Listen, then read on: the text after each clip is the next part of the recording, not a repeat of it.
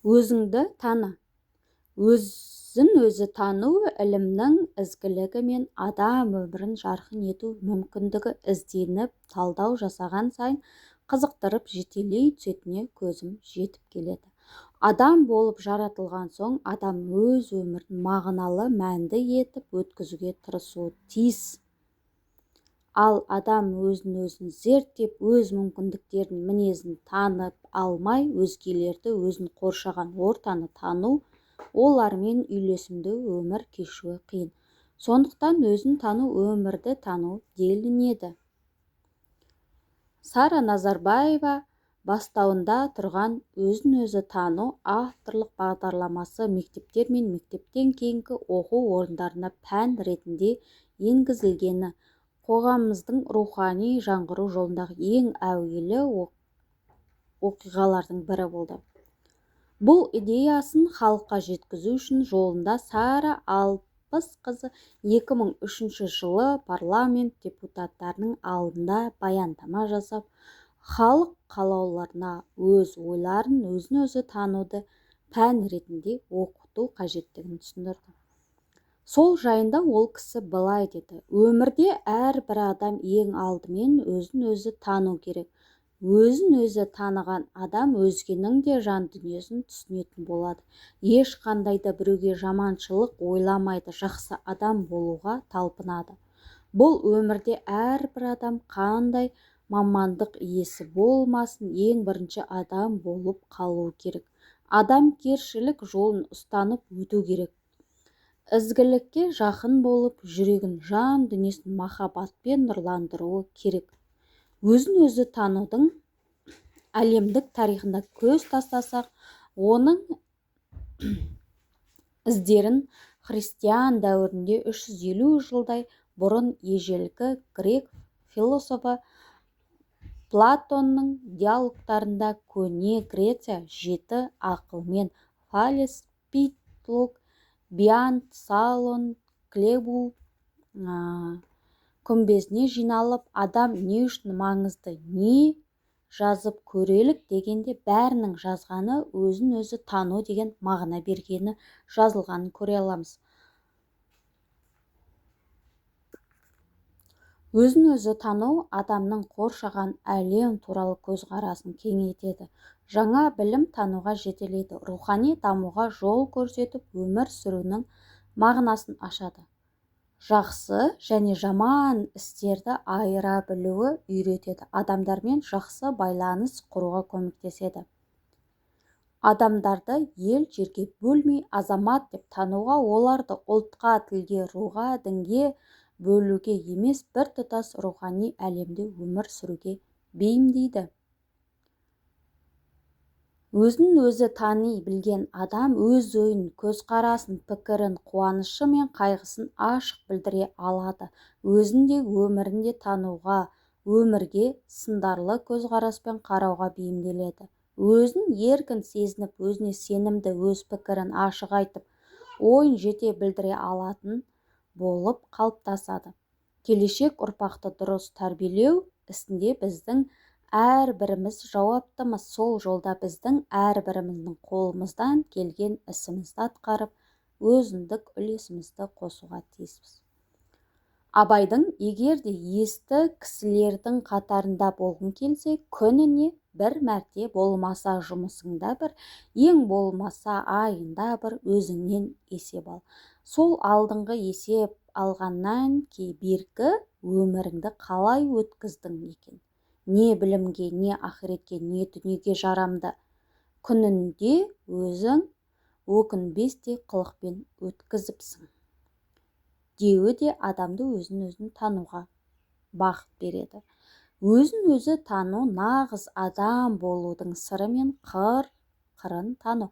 Нағыз адам болу адам қарым-қатынас, қоршаған ортамен үйлесімділігін, ол адамның өзін дұрыс түсінуі, дарындылығы мен қабілеттерін дамытуға, өмірдің мәнін ұсынуға және өмірден өз орнын таба білуге көмектесу.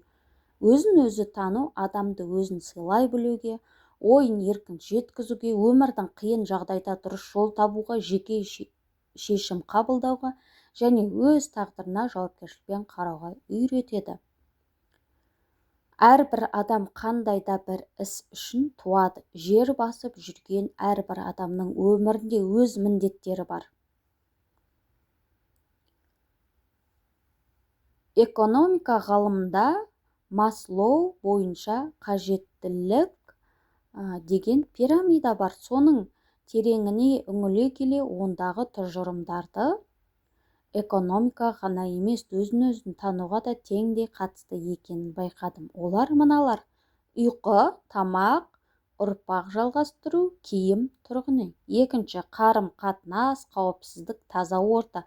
Үшінші, махаббат, белгілі бір әлеуметтік топта болу, бағалану. Төртінші, білім, қоғамдағы орын, қабілеттік пен талант. Бесінші, өзінің тұлғалық потенциалын таныту мен қоғамда пайда әкелу қажеттілігі. Бұл айтылғандардың әмбебап формуласы екенін көріп тұрмын. Философиясы өзіңді тану, соның нәтижесінде адамды тану деуге келеді. Жай адамдар үшін бұл өмірдің мағынасы үш-ақ сөзбен тұрады. Денім сау болса, асым жетерлік болса, отбасым аман болса. Жетілу жолындағы адам мұны басқаша құрайды. Өмір сүрсем, өмірдің мәнін танысам және сүйікті болсам. Психологтардың ұдайы кеңес етіп айтатын өзіңе көмектес, өзіңді түсін, өзіңді сүй деген қысқа ережелер де осыны меңзейді. Адам не үшін өмір сүреді? Бұл сұрақтың өмірде әр кездеріне сәйкес жауаптары болады. Оған дәлел өмірде қарап тұрсақ, жас жігіт пен қария кісінің өмірге деген көзқарастары әртүрлі екенін байқаймыз. Адамның өмір сүру оның мақсат міндеттерімен тығыз байланысты сияқты. Мақсат ол адамзат баласын әрқайсында болатын өмір атты қиын да күрделі жолда тек қана алдыға тартатын жетекші фактор. Сірә бұл өмірде мақсатсыз, өзіндік ой толғамсыз адам жоқ шығар. Адам баласын басқа да тіршілік иелерінен айырмашылығы осы керемет қасиеті болар. Біздің болашағымыз, яғни ертеңгі күніміз толықтай өзіміздің қолымызда. Өзіңнің таңдаған өмірлік мақсатың айқын екенін және сол мақсаттың орындалатынына іштей сенімді адам ғана өзінің қалауы бойынша өмір сүре алады. Бұл нағыз бақытты өмірдің кілті. Адам өз бойын ұдайы бақылап, ұқыптап, тексеріп отырғаны жөн. Осылай ету бүкіл ұлтқа да керек. Озық ойлы азаматтар өз халқының сипатын, мінезін, тәрбиесін, көзқарасын, мәдениетін зерделеп, егер де жаңадан еніп келе жатқан жарамсыз мінез құлық байқалса, оны болдырмаудың шараларын көрсетіп, қоғамдық пікір қалыптастырып, елді дұрыс жолға бағыттап отыруға тиіс. Өзіңді өзің тану деген өзіңді қоғамдық әдептілік тұлға ретінде қарастыру арқылы барлық адамдарға тән негізгі қасиеттер төңірегінде этикалық ұғымдар қалыптастыру. Өзіңді білу бұл өз тарихыңды, дәстүріңді, ата-бабаларыңды игі жақсылығын біліп үйрену. Тұлғаның өзін-өз дамуына және өзін тануына дайындықтың 10 сипаты бар. Бірінші, өзім туралы біліп отырғанда қалаймын. Екінші, мені өзгеріп тұру қажеттілігі бар. Үшінші, мен өз күшіме сенімдімін. Төртінші, кемшілік мен жетістіктерді білуге ықыластымын. Бесінші, қалай жақсы және тиімді жұмыс жасау керектігін біліп отырғым келеді. Алтыншы, қажет болғанда өзімді өзгертуге дайынмын. Жетінші, қасиеттерім мен мүмкіндіктерім туралы пікірлерді білуге ұмтыламын. Сегізінші, ойлағанымды өз бетінше іске асыруға және өзімді тәрбиелеуге тырысамын.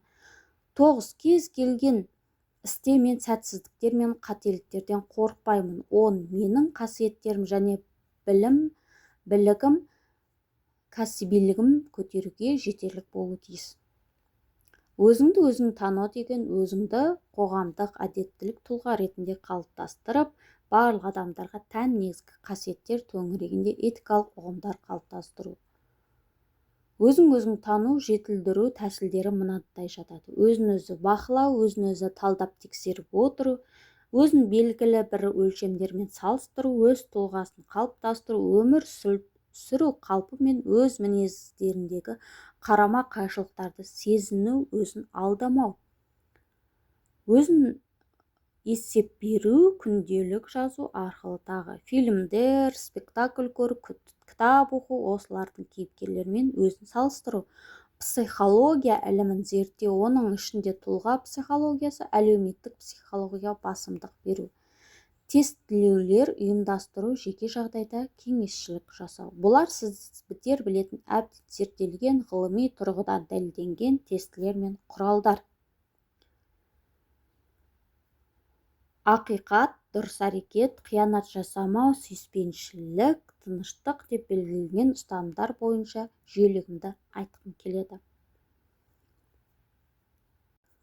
Ақиқат құндылық ретінде адамның өзін-өзі тануы, білім, құмарлық, ақылға жүгіну, адамгершілік, адалдық, әділдік және сенім арқылы анықталады. Адам ойын арамдық пен зұлымдық қорғаса, әлемнің рухани тазалығын нығайтады.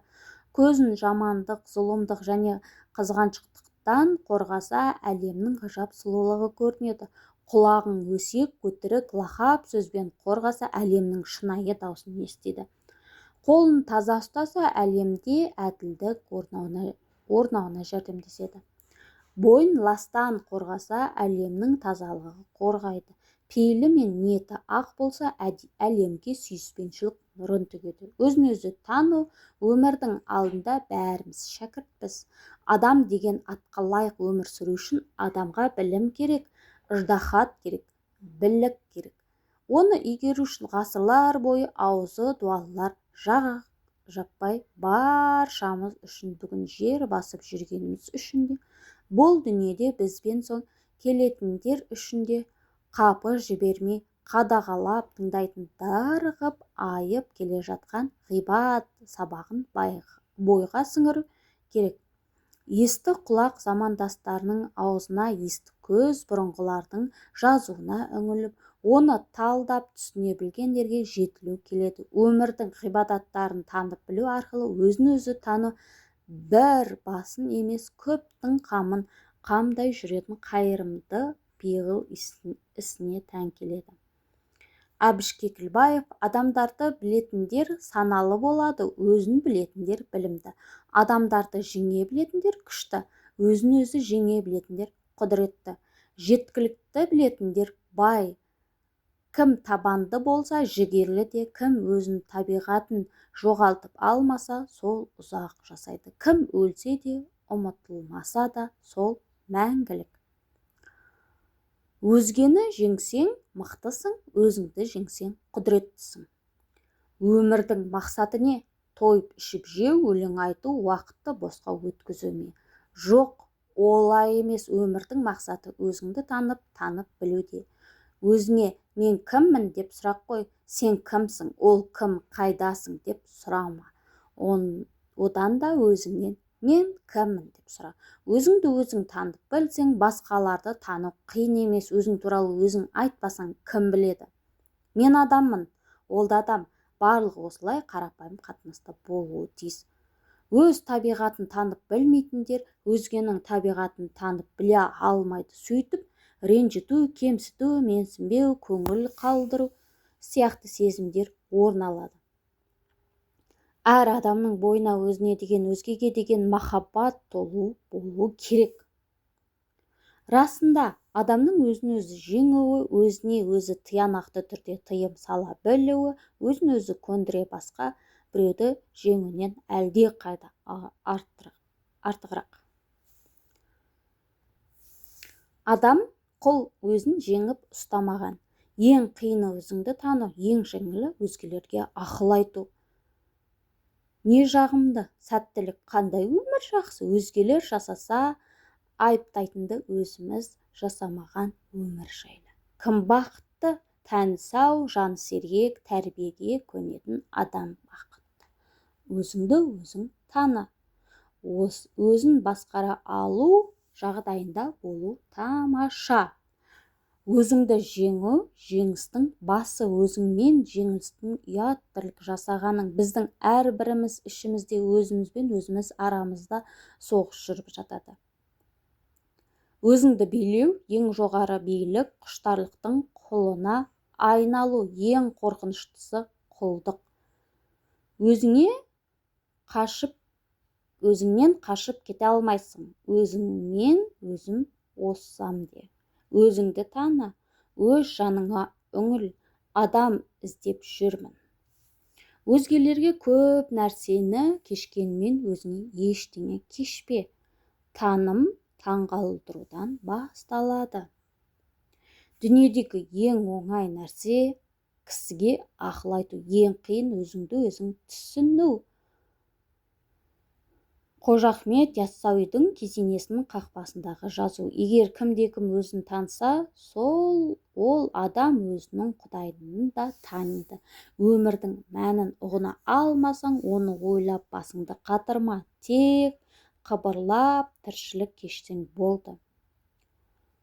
Лев Толстойдың былайша мақұлдайды: шын ілім адамдарды биік ізгілікке үйретеді. Ол адамдардың жаңаруы, билік жетістікке жетуі, бүкіл халықтың тұрмысы жақсы болсын.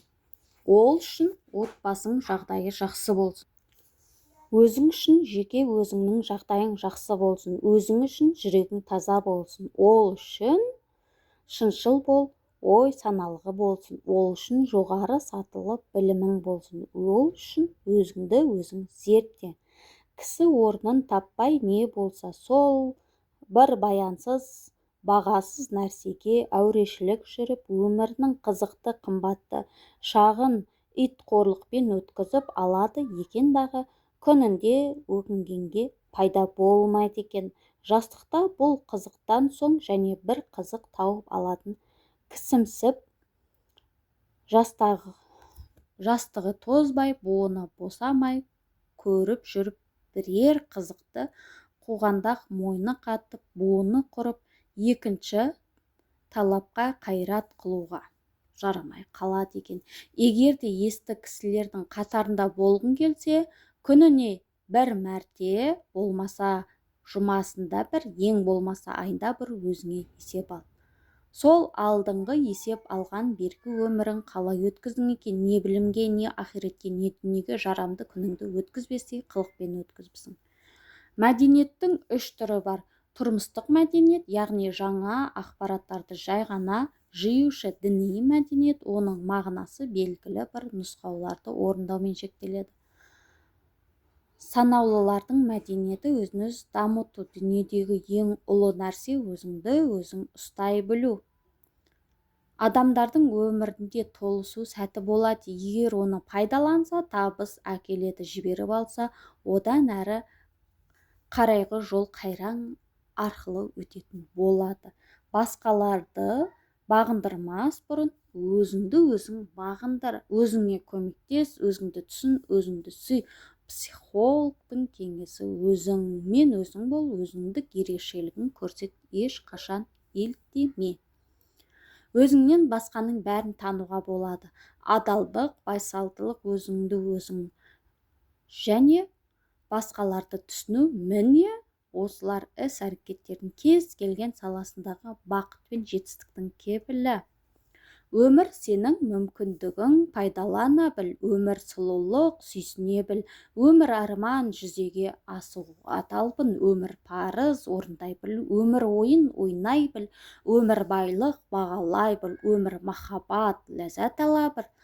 Өмір құпия сырын ашуды үйрен. Өмір қайғы, көтере біл. Өмір күрес, жеңе біл. Өмір бақыт, баянды ете біл. Сен аңсаған бақыт сенің арманың, оған қол жеткізсең жетістікке жеткенің. Ал жетістік өздігінен келмейді, оның кілті талап пен еңбек. Қалайда мақсатың мен арманыңнан айныма, алға баса түс. Ісің ойдағыдай орындалса, жұмысың жоспарлағандай атқарылса, тілегің орындалып, мұратыңа жетесің. Ол жетістік. Сондықтан қолға алған ісіңе зор жауапкершілікпен қара. Оны тыңғылықты және тындырымды орында. Салғырттық пен немқұрайлық жетістіктің дұшпандары, жетістіктің ең сүйікті достары білім мен біліктілік. Өмірде жақсы мен жаман қатар жүреді. Жақсыларға ерсең, жақсы нәтижеге жетесің. Жетістік жолында жол жиегіне шығып тоқтап қалма. Сенің де ізіңе ергендерге жол көрсет. Жетістік көп қиындықтармен келеді. Оңайлықпен табысқа жете салуға болмайды.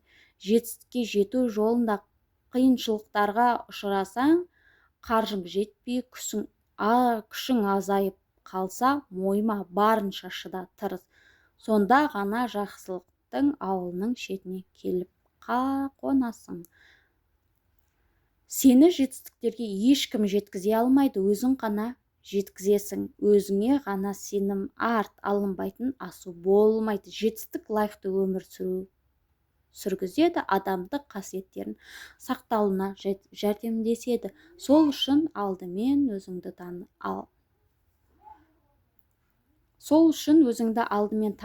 алдымен өзіңді таны, сонда бүкіл әлемді танисың. Махаббат қайда деме жүрегіңде, шапағат қайда деме тілегіңде, береке қайда деме отбасыңда, мерекем қайда деме көп қасыңда. Ай күнім қайда деме аспаныңда, байлығым қайда деме бас жағыңда, қайғы-мұң қайда деме қас қағымда, тірлігім қайда деме таң атқанда, ырзығым қайда деме жаратқанда. Жерден бауырын көтерген адамзат әулеті өзін-өзі тануға, талпынуға бір сәт тоқтатқан емес. Күн мен түннің, ыстық пен суықтың, ақ пен қараның, жер мен көктің кереғарлығы сияқты таным жолында да даналық пен шалалық, махаббат пен ғауадат мәңгілік тексеріс күй кешіп келеді. Сөз жоқ, көзіңді ашып көкірекке сенім ұялатқан талай-талай тарихи кезеңдер адамзат әулетінің басынан өтті. Өмірдің мәні мен сәні, адам құдіретінің тарихи әлеуметтік болмысы сараланып, талай шындылық шалғайына қол тиді. Әрбір кез келген кезең өзіндік сыр сипатын көлденең тартады. Адам мен адам, адам мен қоғам, адам мен адамзат туралы әрбір уақыттың өз шешер түйіндер бар. Әр кез кезеңде уақыттың түсі тудырар махаббат пен ғауадаттың, даналық пен шалалықтың бітіспес күресі бар. Көп білгенге көп надан болады қас, маужут пенен мансұқты ой арылмас. Бәйтерек те күндейді көлеңкесін, байқап тұрсаң осы жұрт саған ұқсас. Ғылым тап жас күніңде буын қатпай, басында байқамапсың дәмін татпай.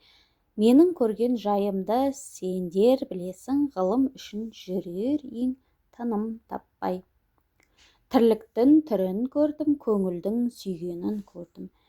Жеміс деп білмей у тердім, бола алмай шын ғылымға бай. Қай білімді білсеңіз де қазір оны елге жай. Құр ішіңде кеткенше пайдалансын өзгелер. Ғылым бір кеңін ғой, ауырсаң емін ғой, бәріне жетеді таусылмас көңіл ғой. Бар ғылымның түп атасы таза ақыл мен ойлану. Шын ғылымға берме ғылым, олар да жоқ қылар. Қаруым дер кісі атып жер, ол ғылымды айла етер. Алдыңғысын соқпағын артқы түзер, ғылым деген нәрсе емес, күдер үзер. Міне алып мінсізге мінез қосып, бұрынғыны жаңартып жастар түзер. Өндігіге тағы өң беріп қырған қандай, түзелмейтін шаң басып тұрған қандай. Түзетем деп қиратып күншілдікпен дұрыс істі теріске бұрған қандай.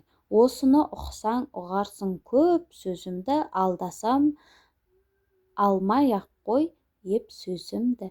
Әнге салып алаңдап ұйықпай жүрсе, әншейін бір өлең ғой деп сөзімді.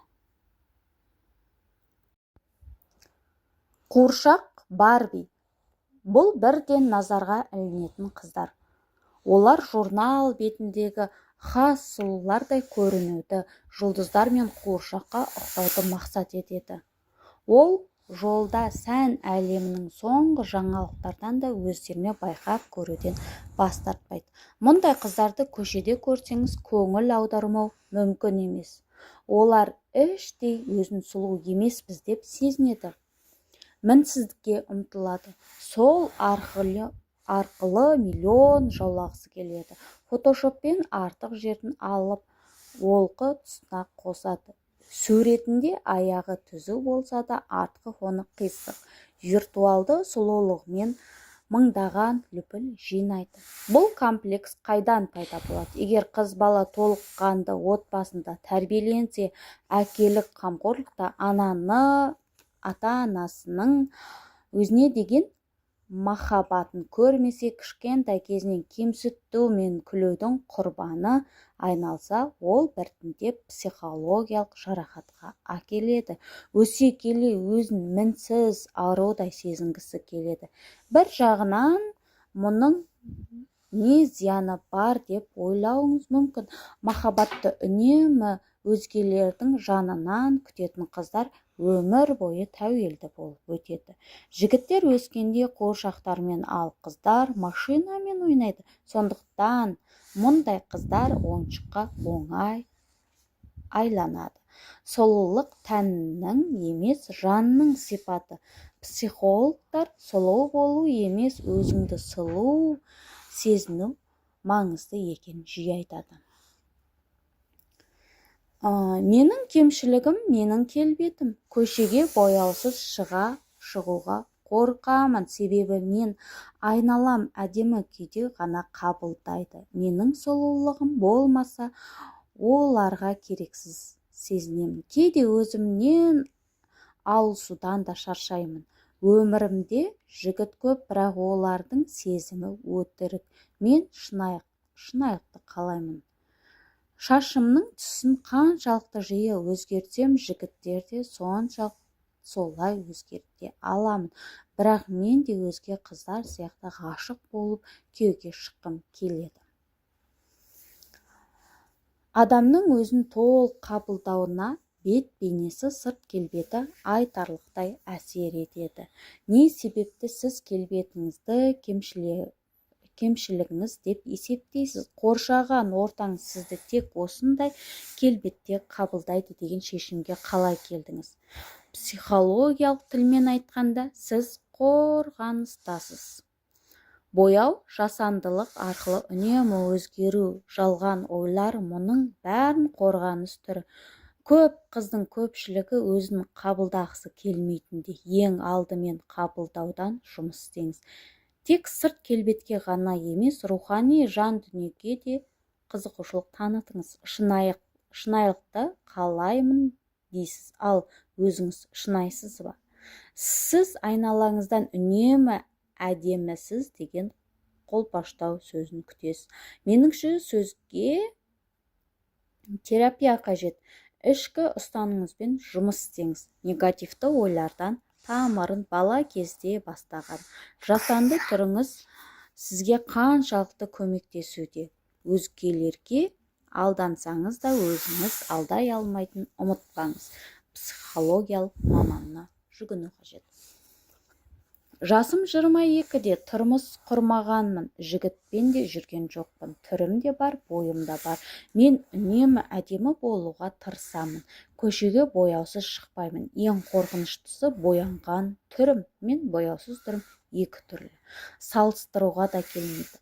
Боянсам нағыз аруға айналам, ал бояусыз түрімнен адам шошиды. Көзімнің асты қап-қара, бетім сепкіл, шашым жұп-жұқа, кей жерлері түсіп қалған. Сондықтан үнемі парик киіп жүремін. Боянып үлгермесем, қара көзілдір киіп бүркеніп шығамын. Маған үнемі әдемі жігіттер ғашық болады, үйленуге ұсыныс жасайды. Келісер едім, бірақ үйленген соң бояусыз түрімді көріп қашып кетем екен деп қорқамын. Ал психологиялықтың кеңесі: ең бірінші денсаулыққа көңіл аударыңыз. Дәрігерге көріңіз, ем қабылдаңыз. Қара дақтар кетіп, шашыңыз да қалыңдайды, денсаулығыңыз да, сымбатыңыз да денсаулыққа келеді. Бұл жерде ешқандай комплимент жоқ.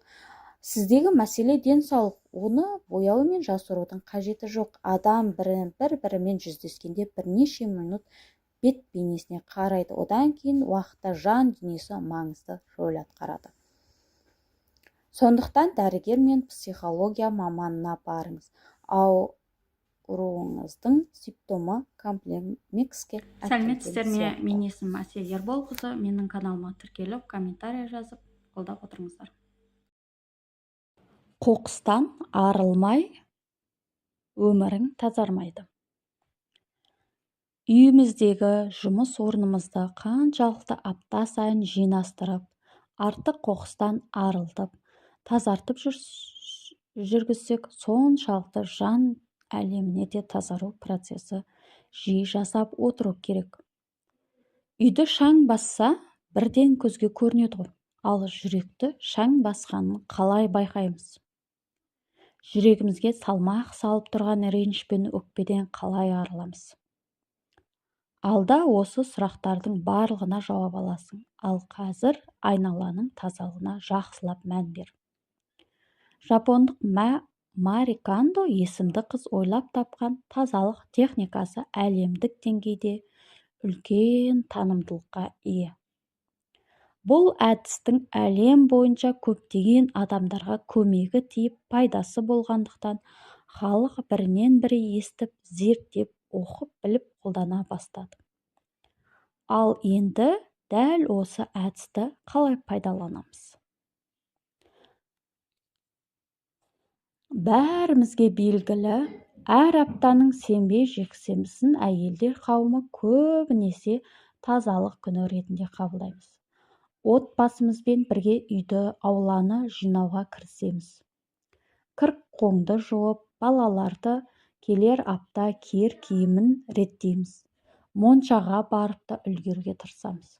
Тура солай, бірақ сен ескі заттар мен киім-кешек, үйдегі түрлі ыдыс-аяқ, құрал-саймандарға бір реттеу жүргізіп шығу қажет. Әсіресе әйелдер қауымы ескі, сыймай қалған немесе жыртылған киімі болса да, кейін бір керек болады деп сақтап жүреміз. Одан қалса сөмке, түрлі бояулардың қорабы, әртүрлі түкке қажеті жоқ заттар да үйіліп жатады. Тазалық осы жерден басталады. Керек емес, енді сен ешқашан кимейтін, жыртылған, бірақ тігіп аламын деп ниеттеніп жүргеніне біраз болған киімдерді арықтағанда киемін, салмақ қосқанда киемін деп сақтай бергеніңнің бәрін тастау керек. Себебі ескіден арылмай, орнына жаңа керекті дүниенің келуі екіталай екен.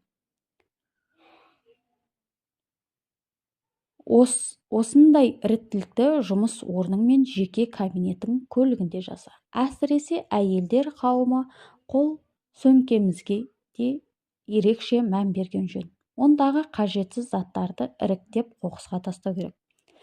Әйтеуір бір күні керек болар деген оймен көтеріп жүрген құжаттарды үйдегі орнына қой. Әлде қашан таусылған ерін талабымен енді қажет емес. Қазір сөмкеңді ашып көріп, міндетті түрде саған мүлде қажет емес бір-екі нәрсе табылады. Әйел адамның көлігі де сөмке сияқты.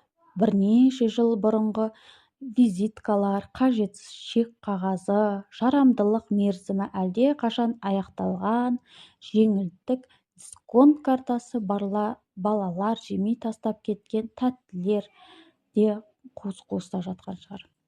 Егер көлігің болса, оны да бір автоспаға апарып тазалық тексеруден өткізгенің артықтық етпейді. Одан кейін тағы мән беретін құрал – телефон. Оның ішінде қажетті жоқ адамдардың номерін, Instagram желісінде тек жағымсыз жаңалық тарататын аккаунттар, ескі суреттер мен пайдасыз видео жазбаларды өшіріп, миға тыныштық сыйла. Әлеуметтік желіні тек пайдалы іске қолдан. маңызы жоқ, өсек аяны көп жаттардан шығып кетті. Әсіресе Мари Кондо техникасы сынған, бүлінген ескі құсқы нәрселерден айырылуға кеңес береді. Ас үйде қолданбайтын ыдыстар, шетік, кертіліп кеткен тәрелке, өтпей қалған пышақ, ал боянатын айнаның алдында бос опаның қорабы, қолданылмайтын әтір, крем, тағы басқа орын алып тұрған заттарды қоқысқа тастап бір тазартып ал. Себебі артық заттардың барлығы да сенің өзіңе онсыз да жетпей жүрген энергияны шығындайды. Қажетсіз затты көрген сайын жағымсыз эмоция. Осыны бір реттеу керек еді деген ой мидың бір бұрышынан кетпей тұрып алады. Осылай материалдық тұрғыдан тазарып алған соң жан дүние тазалығына көшеміз. Жан дүниеміздің тазалығына үй жинап бастаған сәттен-ақ кірісіп кетуге әбден болады. Мысалы, біздер келіншектер қауымы үй жинағанда музыка қойып қоюға әуеспіз. Біздің бір кеңесіміз үй жинаған сәтте пайдалы насихат, не болмаса саған қажетті тақырыпты, лекцияны қойып қой. Әрқашан жақсы ойлайық. Әрі сол жағымды ой мен позитив көңіл күйде ішкі әлемдегі де тазалық ұстайық.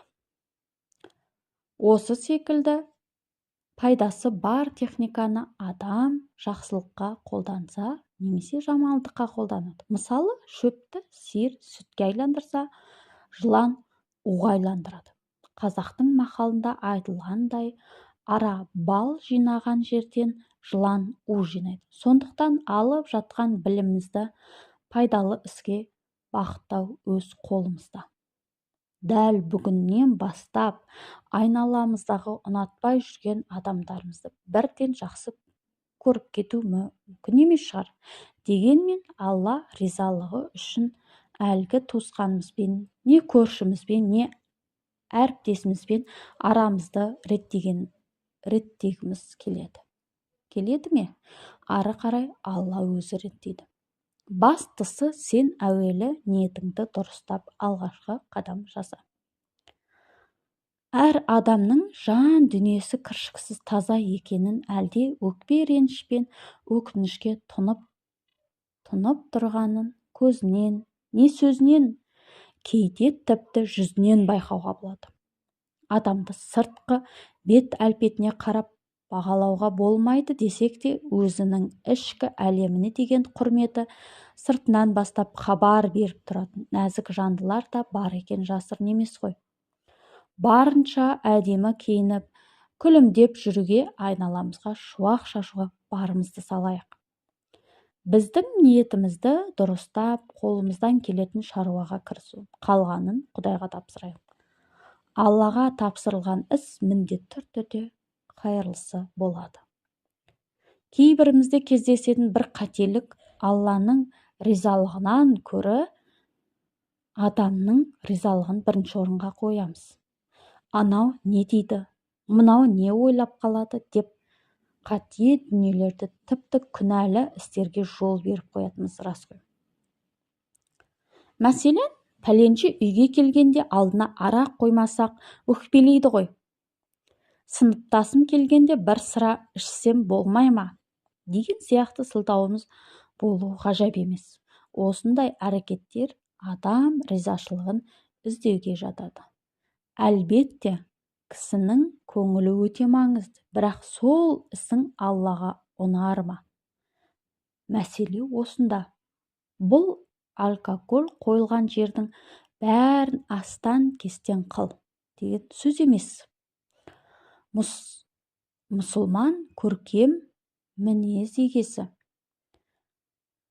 Саған ұнамсыз іс көрсең, сыпайы ғана ескерт.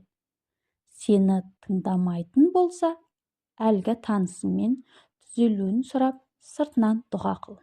Егер бәрін дұрыс істеген болсаң, әуелгіде саған ренжіп араласпай кеткен адамның өзі уақыт өте келе сенікі дұрыс екенін мойындайды. Өйткені сен Құдайға ұнайтын іс қылдың. Ал әлгі адамның жүрегінде Алланың қолында ғой. Ислам діні адамдар арасына бүкіл бүлік салушы, қаталдықты жақтамайды. Тіпті біреуді намаз оқы деп ұрсуды да құптамайды. Кітаптың әуелгі бөлімдерінде айтқанымыздай, дүние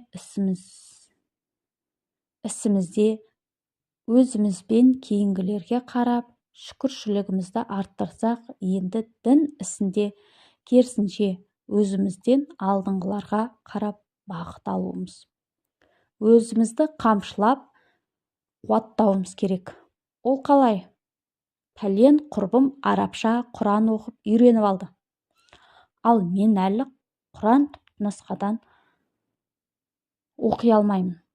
Түгенше ас дайындап бастағанда міндетті түрде бісміллә деп айтады екен. Мен үнемі ұмытып кетем деген секілді жақсы ісін байқап, бой түзу өте пайдалы. Дүние ісінде шүкір мен қанағатымыз артып, дін ісінде иманымызды қуаттау көбейген сайын жүрегіміз тыныштала береді. Оған еш күмәнің болмасын. Осы әрекеттерді ескерту жанымыздың тазалығын сақтауға көмегін тигізіп, жігерімізді жани түседі. Біз кейде көп қателікке ұрынамыз. Іс түссе Раббымызға жығыламыз. Иманның 5 күндік әлі қалмай, азан естіп көрпеге тығыламыз. Біз кейде көп уәдеге ант етеміз. Ащы өмір парағын қант етеміз. Дүниеден өлгенше бас тартпаймыз. Солай өмір тізбегін тәрк етеміз. Біз көп құлаймыз, жығыламыз. Оңынан шықпай қалып шұғыламыз. Жүрекпен ақылдың бірін таппай, бір кеудеде өзімізбен қырыламыз. Біз кейде ақылдымыз, данамыз да, адам жүрмес жолдарға барамыз да. Жолдастарда бір күні алыстайды, дақ түсіп ақ жейдеге арамызға. Біз кейде әлде үнемі әлсіз едік, Алла берген ғұмырды мәнсіз дедік. Кеудеден жаннан басқа бәрі кетті, шауып келе жатқандай жансыз едік. Кісі ақысын аттамаған өз бақытын тапқан адам. Кісі ақысына қол соғу түбі тесікшілекке су құйғанмен тең. Көпшілік жөнді білмей, білсе де терең байыбына бармай жүрген бұл мәселе психологияда жиі айтылатын жеке шекара тақырыбы. Біреудің шекарасына өтпеу, біреудің жеке кеңістігін бұзбау, бірақ көп жағдайда кісі ақысын өте терең ойлап, кей маңызды дүниелерге мән бермей жатамыз. Тақырып басында кісі ақысына абай болмау түбі тесік шелекке су тасығанмен бірдей дедік. Соның мәнін түсініп алсақ, біз мәңгілік өмір сүрмейміз. Бізге ұнамаса да, ұнаса да өлімнің бар екені хақ. Уақыты келгенде бәріміз Аллаға қайтамыз. Бәріміз білеміз, о дүниеге барғанда біздің кінәлі істеріміз бен сауапты әрекеттеріміз таразыға түседі. Алланың алдына барған сәтте бәріміз есеп береміз. Ол жерде ешкіммен жұмысы жоқ. Әркімнің өзінің қара басымен әуре болады. Осы дүниелік істеріміз таразыға түсіп жатқан кезде алдымызға кісі ақысы деген мәселе де кезек келеді екен. Жаратушымыздың басқаның барлығының есебін мен алдым, бірақ кісі ақысын сол құлымның өзіне қалдырам деген уәдесі бар. Біз кісі ақысына қол сұққан адам келіп, сен осы бір кезде менің ақымды жегенсің, енді маған сауаптарыңды беріп есеп айырсамыз деп айтады екен. Өйткені ол жақта бұл өмірде жиған терген дүниелеріміз болмайды. Тек сауапты істерімізбен, күнәлі істерімізбен ғана таразыға тартылады. Сондай-ақ кісі ақсын деген болсақ, осы екі нәрсемен ғана құтыла аламыз. Мысалы, қазір өмір сүру барысында адамдардың ақысына қол салдық дедік. О дүниеге барғанда сол адамдардың барлығы кезек-кезек келіп, өз ақысын өтемі ретінде сауаптарымыздың барлығын санап алып кетеді. Өмір бақи жиған сауаптарымыз осылай оп-оңай айырылып қалуымыз мүмкін екен. Сондықтан да қаншама сауап жинауға тырысып, бірақ осы кісі ақысына жақсылап мән бермесек, жинаған сауабымыз түбі тесік шелекке құйылған су сияқты болуы мүмкін. Бізді одан сақтасын. Ренжіткен кісі қарасы көп болса, алдымнан сауабымыздан толық айырылып, сауабың таусылса, әлгі кісілер беретін сауабың болмаса, менің күнәмді көтер деп өз күнәсін арқалатады екен. Яғни кісі ақысынан құтылу үшін алдымен сауап беріп, сауап таусылса, күнәсін көтеруге тура келеді. Сөйтіп таудай сауап арқалап барған болсақ та, бұл дүниеде көп кісілердің ақысына қол соғып, кешірімін ала алмай, о дүниеге аттанып кетсе, жағдай тым мүшкіл болып қалуы бар екен. Себебі басқа күнәларымыздың есебін жаратушымыз алғандықтан оған рахымынан үміт бар. Ал адамдардың өзіне қалдыратын кісі ақысына бәріміз өте мұқият болайық. Психологияда бұл тұрғыда ғалымдар біреудің шекарасына өтпе, жеке тиімділікті сақта деп ескертеді. Кісі ақысына қандай жағдайда қол соғамыз? Бұл екі дүниелік маңызы бар сұрақ. Жалпы оны тым глобалды қарастырудың, біреудің материалдық тұрғыдан ақысын жеу ғана деп қателеспеу керек. Жалпы мынаны білген дұрыс. Сенің шекараң біткен жерден келесі бір кісінің шекарасы басталады.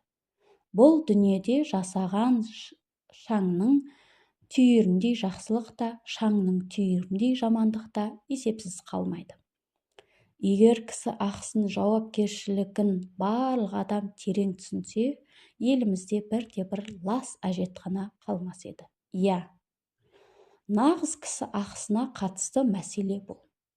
Ешкім көрмейтін жерде әрбір адамның шын бет-бейнесі көрінеді. Ешкім көрмеген сен жасап кеткен кереметті сенен кейін кіріп көрген адам жиіркенеді. Оған өте жағымсыз болды. Тыжырынды сөзбен сабап алды. Бітті. Сен сол адамның ақысына қол соқтың. Өйткені дәл сенің есебіңнен адам жиіркенді. Жаман сезінді. Болды. Сенен кейін кіретін саған дейін де тазалап, реттеп табыстаған адамның бәрінің өз ақысы бар екен, ұмытпа. Айналаға, қоғамдық ортаға жанашырлық танытып, барлық жерде кісі ақысын ескерілетін есіңде ұстаған жөн. Себебі танымайтын адамдардың ақысына кіріп, кешірім сұрап, ақыретте қалдырмаудың мүмкіндігі тумай қалуы мүмкін. Осындай біз өте ұсақ деп ойлайтын күрделі мәселелермен қатар мынандай дүниелерге де абай болыңыз. Ғайбат айту. Кісіні сыртынан мақтауға, жақсы сөздер айтуға болады, бірақ сен сөз қылып отырған кісінің өзі естісе, ренжитін сөздер айту ғайбат, өсек саналады. Тіпті сен айтқан сөздер рас болса да, мысалы, бір кісі аласа бойлы дейік. Егер сен ол адамды сыртынан қортық, пәленше, келте, аяқ түгенше деп атасаң болды, бітті. Бұл ғайбат. Айтып отырған шындық болса да ғайбаттау болып саналады. Яғни саған күнә жазылады. Және о дүниеде өтпей жатып әлгі кісіден кешірім сұрап үлгермесең, арғы дүниеде сауап беріп құтыласың. Немесе өз адамың саған күнәсін арқалатады. Әлеуметтік желіде отырып алып, суретсіз аккаунттар бұрқыратып, комментария жазып, басқалардың намысына тиіп, жеке шекарасын бұзудан сақтану керек. Сен танитын жалғыз саған ұнайтын киім кисе де үндемей өтіп кетуге тырыс. Ол оның өз мәселесі, өз жауапкершілік, кісі ақысы оған да қатысы бар. Аманатқа қиянат жасамау.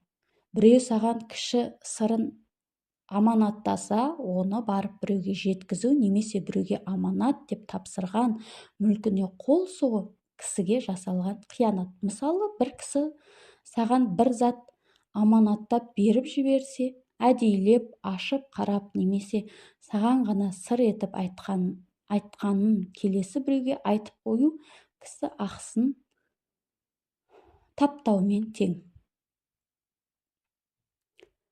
Кісі затына рұқсатсыз тиісу. Мейлі, ол қандай зат болсын. Мысалы, күйеуіңнің ұйықтап жатқанда оның телефонын тексеру, рұқсатсыз қарау, телефондағы суреттер, ноутбуктегі файлдарын ақтару, сумкасын ашу да әдепсіз қылық, күнәлі іс. Тіпті қоғамдық көлікте WhatsApp қарап отырған бір адамның телефонына арнайы көз салсақ, осының өзі кісі ақысына, жеке шекарасына өткен болып саналады. Кездейсоқ оның өзінде қаламаған жағдайларды бір рет қарап қалсаң, онда мәселе жоқ. Бірақ әдейілеп байқамай қалғаннан кейін де көз тастау жақсы әдет емес. Ол кісі ештеңе сезген де жоқ. Сол күйі келесі аялдамадан түсіп те қалуы мүмкін. Бір қарағанда бүлініп кеткен ештеңе де жоқ.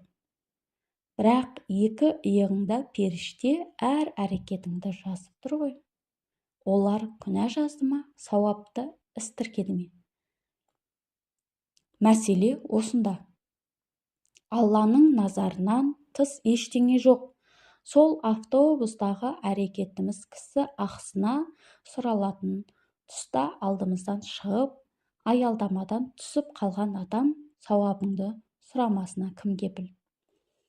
Сондықтан ақыретте сауаптарымыздан айырылып, сорлап жүргенше осы дүниеде әлдене бүлдірсек, кісі ақысын жеген болсақ, алдына барып кешірім сұраған дұрыс. О дүниеде ешкім ешкімді кешірмейді, сауаппен есеп айырысады. Осы жерде тағы маңызды ақпарат WhatsApp арқылы кісі ақысына кіру жайлы айта кетейік. Аталған әлеуметтік желідегі топтарда жаман видеолар таратып, оны көрген адам қандай сезімде болатынын ескермеу. Мүмкін сен өзіңнің жіберген әрбір видео арқылы бір кісінің көңіл күйі түсуіне себепші болған шығарсың. Немесе сол чаттағы адамдардың мазасын алып әбден ренжіткен боларсың. Тіпті сен жіберген қорқынышты бейнеден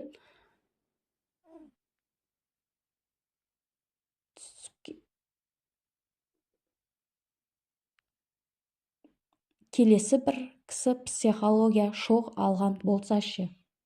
Осының бәрін есептеп жатқан адам бар ма? Мұның өзі де кісі ақысы. Сондықтан мүмкіндігінше біреудің көңіл күйін түсуіне емес, керісінше адамдарға пайдалы болуға тырысқан абзал. Кісі ақысына жататын тағы бір дүние, біреудің затын алып қайтарып беруге асықпау. Немесе алған затымыз ұсақ дүние болса да қайтарып беруге тіпті ұмытып кетеміз. Мәселен, шай, тұз, жіп секілді майда-шүйде дүниелер. Бірақ сен ұмытқанмен екі иықтағы періштелер еш нәрсені қалыс қалдырмайды. Әр әрекетіміз үшін не күнә, не сауап жазылады. Біз үшін ұсақ түйек болғанмен біреудің заты бәрібір сенікі емес екенін ескер. Сондықтан кімнің не алсаң да қайтарып беруге тырыс. Сонымен бірге балаларыңды да осындай кісі ақысын аттамауға, қарапайым болса да өте маңызды нәрсеге үйретіп тәрбиелегенің абзал. Бала ата-анаға қарап өседі. Ата-анасы жасаған барлық әрекетті көріп қайталайды. Ертең сенен туған балаң да кісі ақысын аттамай адал өмір сүрсін десең, осы мәселені насихат ет. Насихат етіп қана қоймай, әуелі өзің түзел. Өзің істемейтінді баладан талап ету берекесіз іс. Мысалы, шылым шегетін әкенің ұлына 1000 рет темекі зиян туралы айтқаннан пайда аз. Бала бәрібір көрген істейді. Немесе өзі таза жүрмейтін келіншектің қызына қанша рет таза жүр деп ұрысқаныңнан іс көнбейді. Өйткені бабаларымыз айтқандай, насихат іспен көрсетіледі. Жетпей жатқан тұсы ғана ауызша сөзбен айтылады. Өкінішке қарай біздікі көп жағдайда жай сөз күйінде қалып жатады. Өтірік емес. Балаңды тәрбиеле, өзіңді тәрбиеле. Бала көргенін істейді деген тәлімнің төркіні осында. Құрметті ханымдар, бұл білім, бұл сауаттылық. Біз көп күнәні мән білмей жасаймыз. Артынан өкінеміз. Кісі ақысы туралы мол ақпарат білдіңдер. Енді не істеймін деп уайымдамай, білген күннен бастап әрекетке көшу қажет. Әрбір әрекетіміз саналы түрде жасалып, алдын ала менің осы әрекетімнен ешкімге зиян келмеді ме? Ешкімнің ақысына қол салмадым ба? Бөгденің шекарасын бұзбаймын ба деген ойда болуымыз керек.